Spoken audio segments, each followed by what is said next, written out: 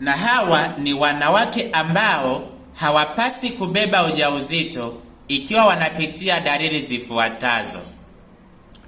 Ikiwa unapitia dalili ya kutoa uchafu ukeni au kutoa maji machafu ukeni, fahamu kwamba unasumbuliwa na maambukizi ya bakteria wabaya ukeni.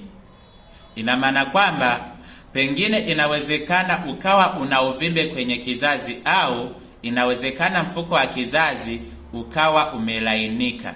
Hivyo basi, hata ikitokea umebeba ujauzito, hii mimba ni rahisi sana kutoka.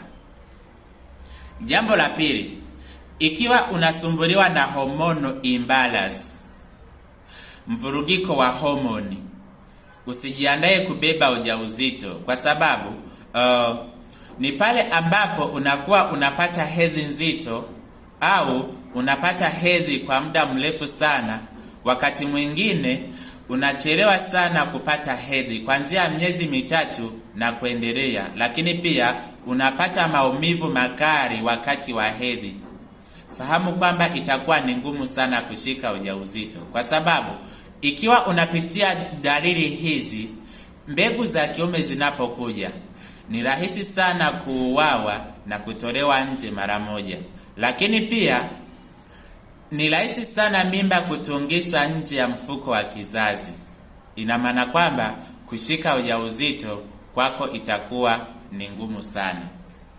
Lakini endapo ukifanikiwa kuipata full package ya folic acid kit, hii hapa itakusaidia kushika ujauzito bila hata kufanyiwa operation, kwa sababu folic acid kit inaenda kuua au kuondoa zile sumu ambazo zimesababishwa na dawa za uzazi wa mpango. Lakini pia inaenda kuondoa uvimbe kwenye kizazi na kusafisha mirija, pamoja na kuondoa bakteria wabaya ukeni.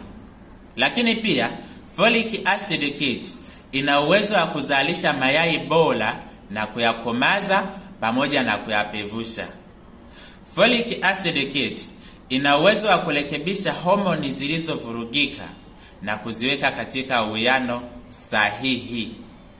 Folic acid kit ukiitumia vizuri, inakupa chance ya kushika ujauzito wa watoto wawili mapacha. Jitahidi sana uipate full package ya folic acid kit. Utakuja kunishukuru baadaye.